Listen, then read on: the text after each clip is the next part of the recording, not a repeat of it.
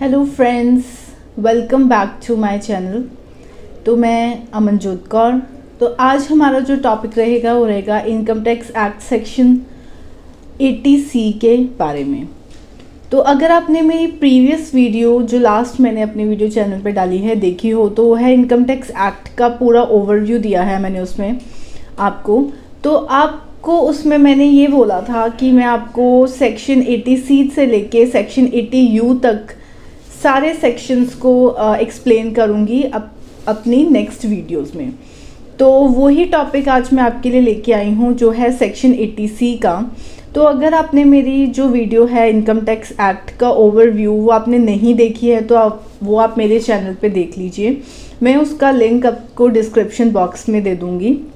अगर आप मेरे चैनल पे नए हैं तो आप मेरे चैनल को सब्सक्राइब कर लीजिए, बेल आइकॉन का बटन प्रेस कर लीजिए मेरी अपकमिंग वीडियोस और नोटिफिकेशंस के लिए।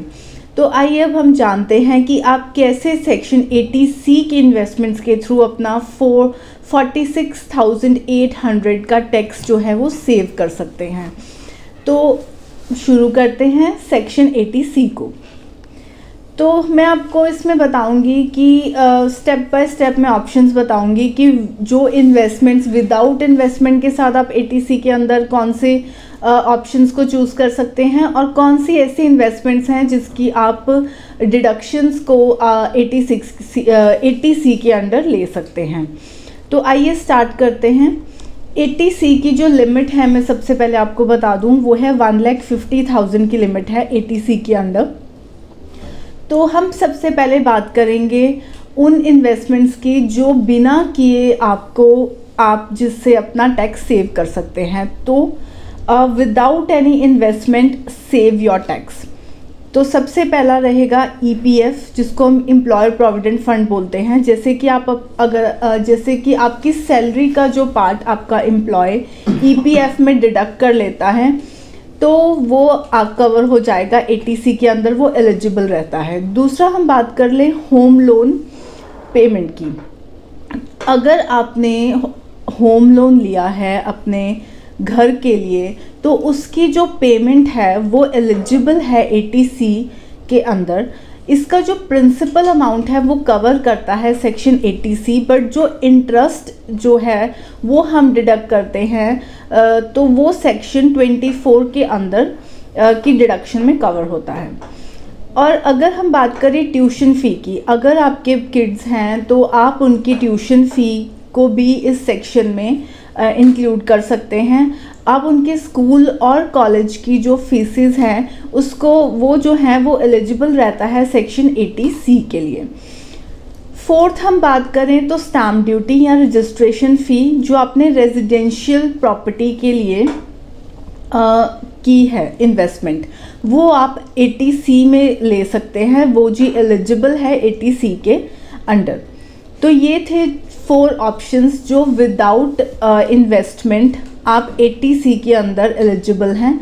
EPF जिसमें हमने बात की, tuition fee, mainly tuition fee जो है वो जो टैक्स पेयर्स हैं वो इसको भूल जाते हैं इस इन्वेस्टमेंट को डिडक्शन लेना 80C के अंदर। तो आप ट्यूशन फ़ी ज़रूर याद रखिए, आप इसको एलिजिबल है ये ट्यूशन फ़ी जो है आपके किड्स की स्कूल और कॉलेज की फीसेस 80C के अंदर। उसके बाद स्टैम्प ड्यूटी, रजिस्ट्रेशन फ़ी अगर आपने अपनी रेजिडेंशियल हाउस के लिए ली है तो वो आप इसके अंदर डिडक्शन एलिजिबल है।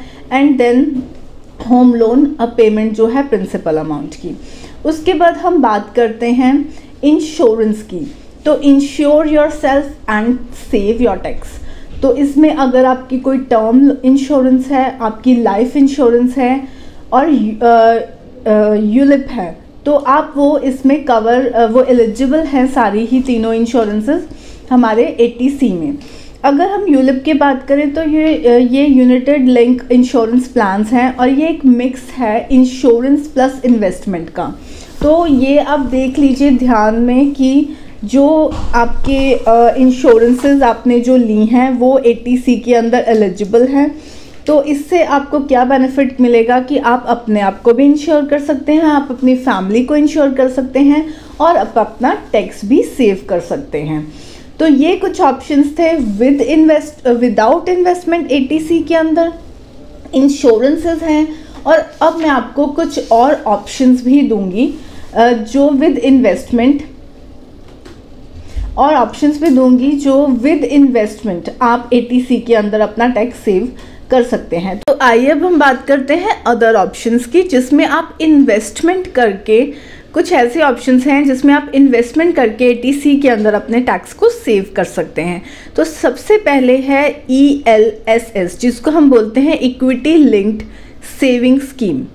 तो आप इसमें इन्वेस्टमेंट करके अपना टैक्स सेव कर सकते हैं। इसका जो लॉक इन पीरियड है वो 3 इयर्स का है, इसीलिए ये सबसे ज़्यादा लोगों को पसंद आता है इसमें इन्वेस्टमेंट करने के लिए, और इसमें जो रिटर्न है वो भी हायर है। और इसमें आप, ये बेसिकली इन्वेस्टमेंट है एक स्टॉक मार्केट की। उसके बाद हम बात करेंगे NPS की, that is national pension scheme के बारे में। तो ये जो नेशनल पेंशन स्कीम है, ये आपका एम्प्लॉयर आप खुद भी इसमें कंट्रीब्यूट कर सकते हैं। इसके लिए मैं आपको एक अलग से सेपरेट वीडियो बना के अपने चैनल पे डालूंगी, तो आप इस वीडियो को देखने के लिए आप बेल आइकॉन का बटन ज़रूर प्रेस कीजिए, सो दैट आपके पास मेरी ये वीडियो जल्दी से जल्दी पहुँच जाए। तो इसमें जो हम बात करेंगे NPS में, तो NPS 3 कैटेगरीज में डिवाइड है, section 80C, then section 80CCD1, then section 80CCD2 and section 80CCDB1। तो अगर हम बात करें 80C, CCD1, CCD2 की, तो ये जो है मैक्सिमम लिमिट इसकी 150 है इन तीनों सेक्शंस को मिला के। और जो है सेक्शन 80CCDB1, तो इसमें आप सेल्फ कंट्रीब्यूशन करके जो है एक्स्ट्रा 50,000 का बेनिफिट इसमें ले सकते हैं। तो इसके लिए मैं एक सेपरेट वीडियो चैनल पे ज़रूर डालूंगी। उसके बाद हम बात करें तो सुकन्या समृद्धि योजना के बारे में, जो हमारे गर्ल चाइल्ड्स के लिए गवर्नमेंट ने इंट्रोड्यूस किया है। तो इसमें जो है कि गर्ल चाइल्ड की एजुकेशन या उसके मैरिज पर्पस के लिए इसमें अच्छी इन्वेस्टमेंट और उसके इंटरेस्ट रेट भी हाई हैं। सेकंड हम बात करेंगे PPF के बारे में, प्रोविडेंट फंड के बारे में। अब लोग EPF और PPF में कंफ्यूज हो जाते हैं, तो आप इसमें कंफ्यूज मत होइए। जो EPF है दैट इज़ सेल्फ कंट्रीब्यूशन है, आप इसको पोस्ट ऑफिसेज में या बैंक्स में ओपन करवा सकते हैं, लेकिन जो इसका लॉक इन पीरियड है दैट इज़ फॉर 15 ईयर्स। और उसके बाद हम बात करें टैक्स सेवर FDs के बारे में। तो अब हर कोई जो भी फिक्स्ड डिपॉजिट है, बहुत सारे फिक्स्ड डिपॉजिट्स हैं, बट फिक्स्ड डिपॉजिट करवाने से पहले आप इस बात का ध्यान रखिए कि जो आप FD करवा रहे हैं वो टैक्स सेवर FD है, और इसका लॉक इन पीरियड जो है वो 5 ईयर्स का है। ये पोस्ट ऑफिसेज में और बैंक्स में ईजिली आप करवा सकते हैं, बट ये ज़रूर ध्यान रखें कि जो आप FD करवा रहे हैं वो टैक्स सेवर FD ही है। उसके बाद हम बात करते हैं SIP एंड म्यूचुअल फंड्स के बारे में, SIP एंड म्यूचुअल फंड्स। तो इसमें भी लोग बहुत ज़्यादा इन्वेस्टमेंट्स करते हैं, क्योंकि ये बहुत पॉपुलर मोड है फंड्स में इन्वेस्टमेंट करने का। तो इसमें इन्वेस्टमेंट करने से पहले, इनको बाय करने से पहले आप ये ज़रूर देख लें कि जो आप SIP और म्यूचुअल फंड्स ले रहे हैं क्या वो एलिजिबल है सेक्शन 80C के लिए, और जो एलिजिबल है सेक्शन 80C के लिए सिर्फ आप उन्हीं को क्लेम कर सकते हैं इस सेक्शन के अंडर। उसके बाद सबसे ईजीएस्ट स्टेप है सेविंग करने का, that is NSC, that is national saving certificates में भी आप इन्वेस्टमेंट्स कर सकते हैं। एंड ये थे वो ऑप्शंस जो आपको ध्यान में रखने हैं अगर आप खुद इन्वेस्टमेंट करना चाहते हैं और सेक्शन 80C के अंदर अपना टैक्स सेव करना चाहते हैं। अब मैं आपको एक एग्जाम्पल के बेस पे समझाना चाहूँगी। अगर मिस्टर A ने जो है इन सब में इन्वेस्टमेंट की है अराउंड 1,80,000 की, बट जो लिमिट है आप ध्यान रखिए 80C की लिमिट 1,50,000 की ही है, तो जो उनको टैक्स बेनिफिट मिलेगा वो 1,50,000 पे ही मिलेगा।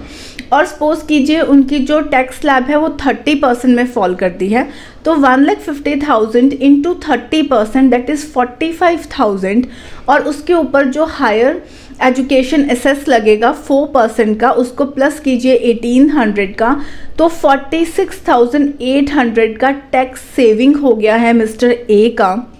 इसी तरह जिस भी इनकम स्लैब में आपका फॉल करता है आप उसको आपने उसका रेट उस पर लगा लेना है। अगर आप 30% की स्लैब में फॉल नहीं करते हैं, आप 10 में करते हैं, 20 में करते हैं, तो आपकी उतनी सेविंग जो है सेक्शन 80C के अंडर हो जाएगी। आई होप आपको सेक्शन 80C के बारे में नॉलेज मिल गई होगी। अगर कोई भी क्वेरीज है रिगार्डिंग दिस सेक्शन तो आप कमेंट बॉक्स में मुझे लिख सकते हैं। आप मुझे नीचे दिए गए नंबर्स पे भी कॉल कर सकते हैं, आप ईमेल आईडी पे भी अपनी क्वेरीज छोड़ सकते हैं। एंड अगर आपको मेरी वीडियो अच्छी लगी हो तो प्लीज़ इसे लाइक शेयर करना मत भूलिए। Thank you so much.